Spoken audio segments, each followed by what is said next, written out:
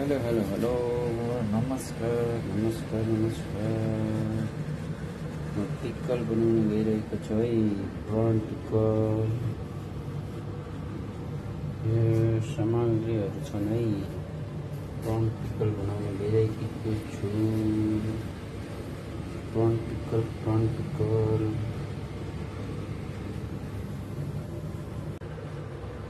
Pickle बनाउन गइरहेको छु सामान हेर्नुला पिक्कल म तपाईहरुलाई अन्तिमसम्म देखाउँछु ल पिक्कल बनाएपछि तपाईहरुलाई म प्रनको अचार है अचार बनाउन गइरहेको छु हेर्दै जानु होला।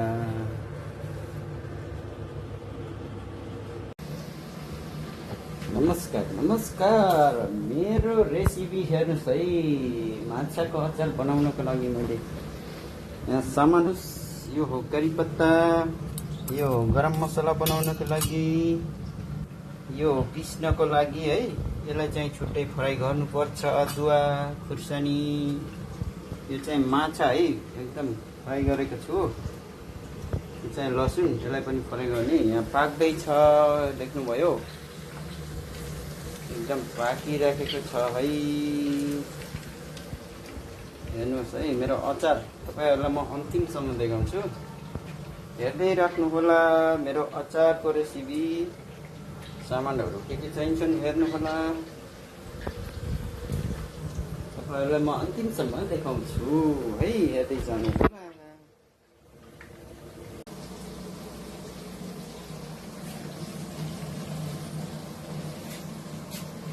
रेडी हुँदैछ है रेडी रेडी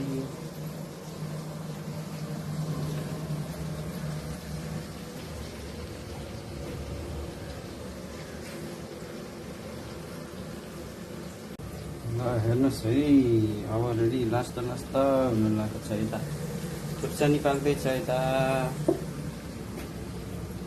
थोरै थोरै हुँदै जम्मा हुँदै हुँदै आएको छ है पिक्कल बनाउनको लागि। यहाँ पेस्ट हो यो फ्राई हो यो मसला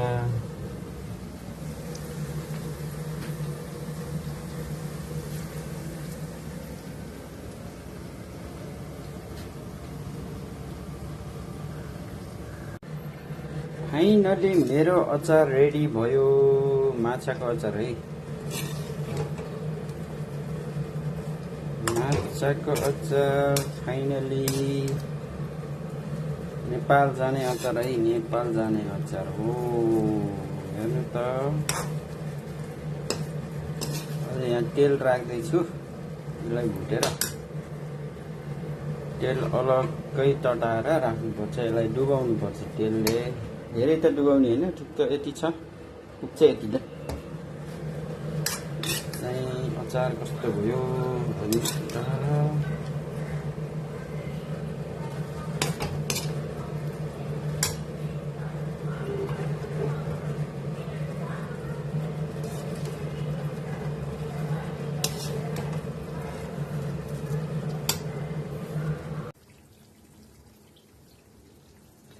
फाइनली मेरो अचार रेडी भयो। अब यो भिज्न पर्छ भिजेपछि सर यो तेल यहीँ सोचेर हराउँछ बल्ल हेर्नु है अचार कस्तो भएछ अचार हेर्नुस् आजको काम माछाको अचार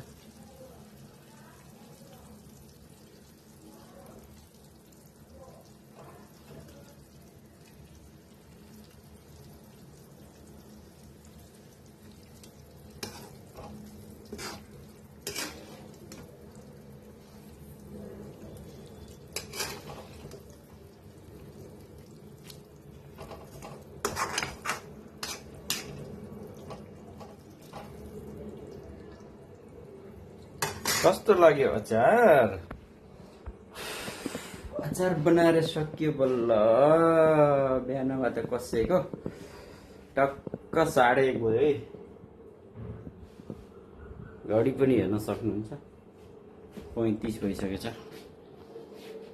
फाइनली अचार बन्यो बाइ बाइ।